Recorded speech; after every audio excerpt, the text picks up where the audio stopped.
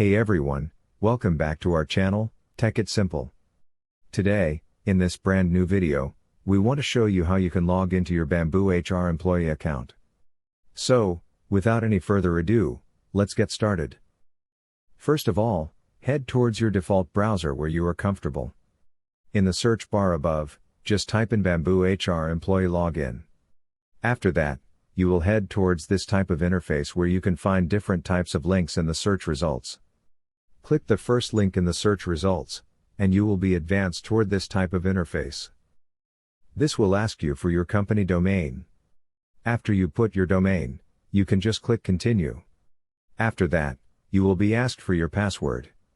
Remember your password and type it in, and you are logged into your BambooHR employee account. Thank you so much for watching this video till the end. We will bring more of this type of content in the upcoming days, so make sure to hit the like button. Do not forget to subscribe to our channel and set the bell icon to all so you never miss any updates. Feedbacks and queries are truly appreciated in the comment section. I will see you guys again in our next video. Have a nice day. Thank you.